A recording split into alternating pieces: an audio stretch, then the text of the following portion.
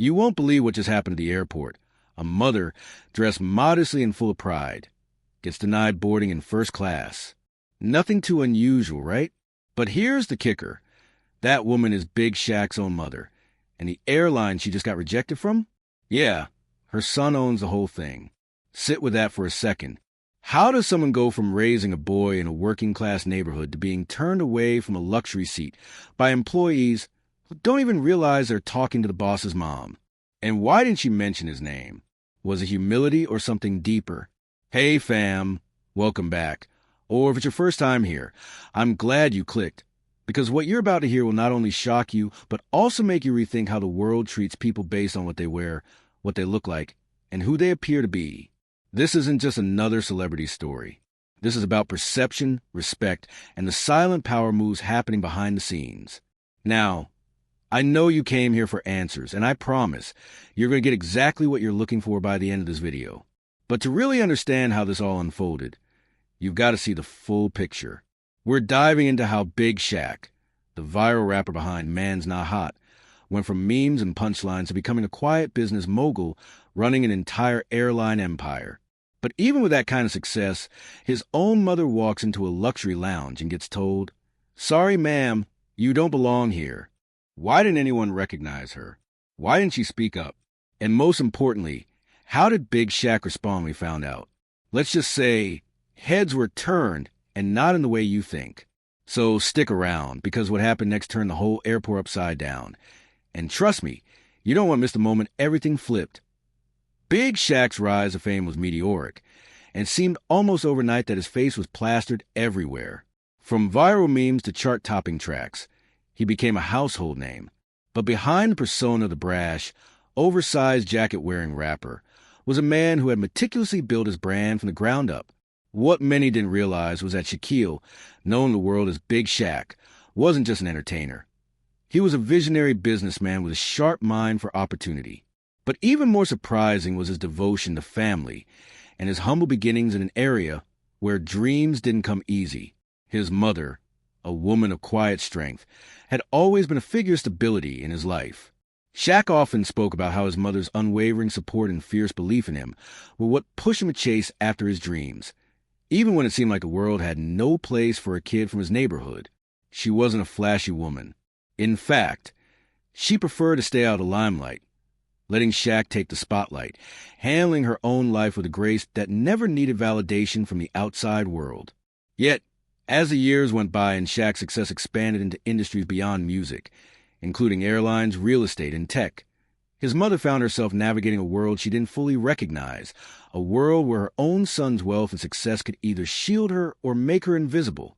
On that fateful day at the airport, Shaq's mother was simply flying back to visit family, something she did often despite the demands of her son's rapidly expanding empire. She'd never been one for the extravagant luxuries that came with being a part of his new world, and she rarely used the perks of success, preferring instead to travel as quietly as possible. But when she arrived at the airport that day, something felt off. The security personnel and check-in agents looked at her as if she didn't belong. Her attire was simple, a neat dress and a pair of flats. Nothing that screamed wealth, and certainly nothing that would make her stand out in a crowd. When she approached the gate for her first-class seat, she was told that her boarding pass was invalid for premium class, and she was asked to move to economy. Confused, she tried to explain that her son was the owner of the airline, but the staff, too focused on protocol, dismissed her as just another passenger trying to sneak into an upgraded seat. What happened next set the stage for a series of events that would unravel the carefully constructed image of the airline's flawless service, revealing cracks in its corporate facade. As word spread, other passengers in the lounge overheard the exchange. Some of them, familiar with Shaq's name and reputation, grew curious. How could a mother be denied access to a seat in the very airline her son owned? Did they not recognize her? Had something gone terribly wrong within the airline systems? Or was this a deeper issue of privilege, power, and identity? Back in the main office of the airline, things were brewing in the background. Employees who were unaware of the personal connection between the woman and the owner began to whisper amongst themselves. There were rumors of new management changes, of younger employees trying to prove themselves in the company. perhaps taking a more rigid stance on enforcing policies. This wasn't the first time something like this had happened, though not on this scale. Smaller incidents had occurred where passengers of wealth or influence were given the wrong treatment because of the ever-growing distance between the airline's everyday operations and its founding principles. The employees didn't know that Big Shaq, the man they had all admired for his eccentric style and viral hits, was now a serious entrepreneur with a stake in multiple industries. What they didn't realize was that Shaq was never just a musician. He was a meticulous businessman who had built his empire on the foundation of respect and loyalty. He had always insisted that his success was not about luxury, but about creating opportunities for people, particularly for those who had no voice. His mother, the heart of his family, had always been the one who taught him that success wasn't just about what you could afford. It was about how you treated others, especially those who didn't have the same privileges. Back at the airport, as Shaq's mother was escorted to economy class, something inside her shifted. She wasn't angry, but there was a deep sense of confusion. Why didn't they recognize her? She thought about calling Shaq, but part of her knew he would step in, and she didn't want him to do that. She never asked for special treatment, even though the airline was his. But something about the way she was treated stung. Was it a reminder of the way the world often overlooks people who don't fit into neat boxes? Was it a reflection of a larger issue of systemic disregard for people like her, people who had never asked for anything more than respect? The situation was escalating quietly behind the scenes. Staff members were starting to notice the tension, and an unexpected twist occurred when one of the senior managers at the airline heard about the incident. He was new to the company, but had been carefully vetted by Shaq himself. A former high-level executive from another airline, he had been brought in to streamline operations, bringing a no-nonsense approach to business that some of the older employees found refreshing, but others found harsh. The senior manager, upon hearing about the incident, immediately saw an opportunity to address the deeper issue at hand, although his motives were not entirely clear. He had been working hard to cement his place in the company and knew that proving himself would be key to maintaining his position. But was he willing to go the extra mile for a mistake that could be blamed on the company's policy and not its founder? Little did the staff know, the moment Shaq found out about what happened to his mother, he was already making plans to confront the airline's internal politics head-on. This wasn't just about correcting a mistake. This was about setting a precedent.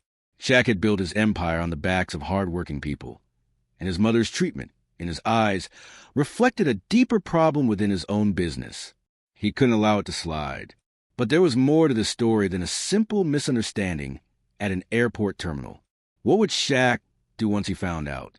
Would he take the typical route and drop a public statement that shook the foundation of the airline industry? Or would he take a more personal, perhaps even more dangerous, approach? One that would make the world question not only the airline, but also the way power works in the real world? As the day unfolded, those closest to Shaq began to notice his increasing distance. There was something different about how he spoke, the way he moved. Even his closest confidants sensed that he was preparing for something big, something more profound than a public scandal. It was becoming clear that the situation wasn't just about an airline. It was about understanding the fragile balance between fame, fortune, and family, and the lengths to which a man would go to protect the people he loved. But the deeper question remained. Would the truth about his mother's experience remain a quiet issue, or would it explode into a scandal that forced everyone to confront what happens when those at the top forget the people who helped them get there? Stay tuned, because the next twist in this story will reveal something even bigger, and it's not what anyone expects. The world had barely begun to process the viral video of Shaq's mother being turned away from first class when Big Shaq's name started appearing in headlines across the globe. The internet, ever hungry for drama, devoured the story. The hashtag #Shaq'sMomGate began trending, drawing in millions of views across TikTok, Instagram, and Twitter. Fans, critics, and curious onlookers flooded social media with questions. How could someone so influential in the entertainment world allow such a glaring oversight in his own company? Why wasn't anyone protecting his family? The video clips of Mama Shaq standing at the gate, bewildered and slightly shaken, were viewed from every angle, turned into memes, and dissected by influencers eager to add their own commentary. But what the internet didn't know was that the story was far from over. The next day, after the viral explosion, Shaq's phone began to ring off the hook. Calls flooded in from major outlets, eager for a statement. His management team was already in full crisis control mode, trying to stem the tide of controversy while keeping the media frenzy under wraps. Shaq, however, was in no mood for public relations. He wasn't interested in issuing some generic apology or scripted response. This wasn't just a public relations nightmare, it was personal, and Shaq was determined to make sure the world understood that. With a sense of urgency, he arranged a private meeting with the head of his airline, the one senior manager who had been hired specifically to oversee the airline's operations. Jason, an ambitious executive known for his no-nonsense approach and sharp eye for detail. Jason had been instrumental in the airline's recent expansion, overseeing everything from brand partnerships to fleet acquisition. He had helped guide Skylux to the top of the luxury air travel market, but Shaq had been receiving whispers from his team that Jason's leadership style might have been alienating employees. And now, this debacle with his mother was a perfect storm for a closer look into how things were really being run behind the scenes. Jason had been blindsided by the viral backlash. He hadn't anticipated the level of attention Mama Shaq's incident would garner. But the more he thought about it, the more he began to realize that the episode exposed a deeper issue within Skylux's internal culture. His rigid enforcement of rules, his insistence on operating by the book, had turned what should have been a simple oversight into a full-blown scandal. What was meant to be a minor policy violation was now a symbolic failure to the entire corporate system, one that threatened not just the reputation of the airline, but Shaq's personal legacy as a businessman who prided himself on accessibility and community. As Shaq arrived at the boardroom to meet Jason, his mind was racing. His mother's experience wasn't just an isolated incident. The more he thought about it, the more he realized how many people within his company were likely to be treated the same way, overlooked, disregarded, or shuffled aside simply because they didn't fit a particular mold. Shaq had never wanted to build a cold, impersonal empire. He had always envisioned an airline that connected with his passengers on a personal level, one that treated every customer with dignity and respect. Not just those who could afford to look the part. But somewhere along the way, the company had drifted away from that ideal, and Mama Shaq's humiliating encounter was the wake-up call he needed to see just how far off course they had gone. "Jason," Shaq said, his voice calm but with an edge of authority, "I need to know exactly what happened yesterday. I need the full story, and I need it now." Jason, trying to maintain composure, nodded. He had anticipated this moment, but hadn't expected it to come so quickly. He knew Shaq wasn't one to tolerate mistakes, especially those that reflected badly on his family. "It was a misunderstanding, Shaq," Jason began, speaking in a measured tone. "Your mother's ticket was flagged by our system. We had a new employee handling the check-in at that gate, and they followed the protocol. It wasn't personal, but it was a mistake that shouldn't have happened." Shaq leaned forward, eyes narrowing. "A mistake?" he repeated. "You mean a mistake where my mother, a woman who raised me, who helped build everything I have, was treated like some random passenger who didn't matter?" Jason's jaw tightened. "I understand your frustration, Shaq, but this wasn't about your mother specifically. It was about policy. We've had incidents in the past where passengers tried to sneak into higher classes, and we've had to enforce these rules strictly. It was a routine procedure, and I'm sorry it turned into something bigger than it should have been." Shaq sat back in his chair, processing Jason's words. The more Jason spoke, the more he realized that this wasn't just an isolated blunder. It was indicative of a much larger problem. The airline's strict policies and rigid enforcement were creating a cold atmosphere. People were no longer treated as individuals with needs and experiences. They were treated as data points to be processed according to a set of rules. "We need to make changes," Shaq said suddenly, his voice firm. "This can't continue. My mother shouldn't have to prove who she is to anyone, and neither should any of our customers, no matter who they are or what they wear." Jason hesitated, then nodded slowly. "I agree, Shaq, but we've built this company on a certain set of principles. If we start changing things too quickly, it could cause chaos in the system. We need to think this through." Shaq's eyes locked onto Jason's. "I'm not asking for a change in the system, Jason. I'm asking for a shift in how we see people. We can't keep treating passengers like they're all the same. This is about respect, Jason, we need to go back to the basics, to what we started this company for. Not just to make money, but to make a difference. The tension in the room was palpable. Jason knew this conversation wasn't just about a mistake with a first-class boarding pass. It was about the future of Skylux.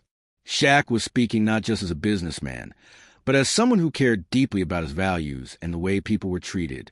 But Jason also knew that the changes Shaq was proposing would be difficult to implement. Skylux wasn't just any company. It was an industry leader. Changing its culture would require more than just a few adjustments. It would mean rethinking everything, from the ground level to the top, outside the boardroom. The stakes were continuing to rise. The viral video had sparked public outrage. People were now demanding answers. How could an airline founded on principles of luxury and exclusivity allow something so dehumanizing to happen? And as the public's wrath grew, so did the whispers about what really went on behind closed doors at Skylux. Rumors started to circulate. Rumors that this was just the tip of the iceberg, that the company's policies were not just cold, but deliberately exclusionary. Could it be that the airline was deliberately shutting out people who didn't meet certain criteria? And if so, why? In the coming days, the situation would escalate even further, as more passengers came forward with similar complaints. Some spoke out on social media, while others leaked internal communications that painted a troubling picture of Skylux's corporate culture. Shaq was faced with a decision. Could he fix this issue without unraveling everything his company had built? Could he hold on to the values that had driven him to success while dealing with a corporate machine that had grown so powerful? As the clock ticked down to an uncertain future, Shaq knew that his next move would be pivotal. The world was watching, and the next chapter of Skylux's story was about to unfold in ways no one could predict. Stay tuned, because what happens next could change everything for Big Shaq, Skylux, and everyone involved. The twist you never saw coming is right around the corner. While the situation with Skylux continued to escalate, Shaq found himself at a crossroads. His public persona, built on the very foundation of authenticity and community, was now at risk of being torn apart by the very system he had worked so hard to build. The viral backlash surrounding his mother's treatment was just the tip of the iceberg, and the deeper Shaq dug into the airline's operations, the more he uncovered troubling truths that threatened not only the reputation of his company, but the values he held dear. Skylux had become more than just an airline. It was an empire, a complex web of operations that touched countless lives. Shaq had built it from the ground up, not just to provide luxury air travel, but to create an experience that was accessible, personal, and human. But over the years, as Skylux grew, so did its corporate machinery. The values that had once guided its growth were being eroded by a culture of efficiency, rules, and a bottom-line mentality. The heart of the company had been lost in the pursuit of profits and expansion. Shaq realized that this was no longer just a family-owned business. It was a corporate giant whose soul had been slowly strangled by bureaucracy. Jason, the senior manager who had once seemed like a promising addition to the team, had become the embodiment of this corporate shift. Shaq had seen the signs in Jason's approach to leadership, a cold, calculated demeanor that put policies above people, procedures above empathy. And now, with his mother's treatment being the catalyst for change, Shaq knew he had to act quickly. The trust that had once flowed freely between him and his employees was now fractured, and if he didn't act fast, he risked losing everything he had built. But even as the stakes grew higher, Shaq wasn't willing to give up on his dream of a company that stood for something more than just profit. He gathered a team of trusted allies, people who had been with him since the beginning, people who still believed in the vision that had once driven Skylux. Together, they began to craft a plan that would not only address the crisis, but also redefine the company's values from the ground up. The first step was to confront the media storm head-on. Shaq knew that he couldn't hide from the public. The world had already seen the viral video of his mother's treatment, and now they were waiting for him to speak. But he wasn't going to deliver the typical corporate apology that everyone expected. He wasn't going to throw someone under the bus or blame the system. Instead, Shaq took to social media and released a powerful, heartfelt statement that resonated with millions. He talked about his mother's experience, about how it had shaken him to his core. But he also spoke about the deeper issues at Skylux, about how the company had lost its way and how he was committed to bringing it back to its roots. I've always said that success isn't just about money or fame. It's about the people we lift up along the way. My mother taught me that. And somewhere along the way, I forgot that lesson, Shaq wrote. Skylux was built to be different. We were going to be an airline that treated people with respect, no matter who they were, where they came from, or how they looked. And right now, we fail to live up to that promise. But I'm here to tell you that we're going to fix it. We're going to put the heart back into Skylux, and I won't rest until we do. The response to his statement was overwhelming. People who had once been critical of Shaq's corporate ambitions now rallied behind him. Fans, influencers, and even some industry experts began to praise his willingness to confront the problems head-on. The media, sensing the sincerity in his words, started to shift the narrative. The conversation was no longer about an airline failing its passengers. It was about a man taking responsibility for his company's mistakes and vowing to make things right. But while the public's perception of Shaq was shifting, there were still powerful forces within Skylux that resisted change. Jason, in particular, was not happy with the direction Shaq was taking. He had built his career on a no-nonsense approach to leadership, and the sudden shift in tone didn't sit well with him. He had spent years climbing the corporate ladder, and now it seemed like all that hard work was being undermined by Shaq's decision to prioritize people over profits. Jason decided that it was time to take matters into his own hands. He knew that Shaq was a powerful figure, but he also knew that power in a company was often about control. Control over the narrative, control over the direction, and control over the people who worked for you. Jason began to quietly rally a faction within the company, a group of executives who shared his vision of a more traditional, bottom-line-driven Skylux. He believed that Shaq's idealistic notions of a people-first airline would ultimately lead to the company's downfall, and he wasn't about to let that happen on his watch. What Jason didn't realize was that Shaq was one step ahead of him. The moment Shaq sensed that his senior manager might be working against him, he took action. He began to dig deeper into Jason's past, looking for any signs of corporate malfeasance or unethical behavior that could be used to expose his true motivations. What Shaq uncovered shocked him.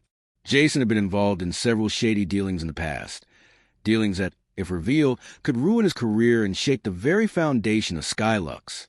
With this knowledge in hand, Shaq knew what he had to do. He called Jason into his office for a private meeting. The tension between them was palpable, and neither man spoke at first. Shaq could feel the weight of the moment pressing down on him. This was no longer just about an airline. It was about the future of his family, his values, and everything he had worked for. Jason, Shaq said finally, his voice steady but firm, I know what you've been doing, and I'm not going to let you destroy everything I built. Jason's face paled, and for the first time, Shaq saw a crack in his confident exterior. You don't know what you're talking about, Jason replied, trying to maintain his composure. I know more than you think, Shaq said. I know about the deals you've been making behind my back, the way you've been manipulating the system for your own gain. I'm giving you a choice, Jason. You walk away, and I'll keep this quiet. Or I expose everything, and you'll be out of a job and worse. The silence in the room was deafening. Jason knew that Shaq was serious, and the weight of the ultimatum hung heavy in the air. He had no choice but to leave, to disappear quietly from the company he had helped build. Shaq had won, but it wasn't a victory that came without cost. He had lost a trusted ally, and the company's internal structure had been shaken to its core. In the weeks that followed, Shaq worked tirelessly to rebuild Skylux from the inside out. He brought in new leadership, people who shared his vision for a more inclusive, people-first airline. He implemented policies that prioritized customer experience, with a focus on empathy, respect, and accessibility. Shaq's leadership style shifted as well. He was no longer just the face of the company. He was actively involved in every decision, ensuring that the values he had always believed in were at the heart of everything Skylux did. And as the months went by, Skylux began to flourish again. The media's perception of the company shifted, and passengers began to flock back, eager to experience the airline's renewed commitment to service and respect.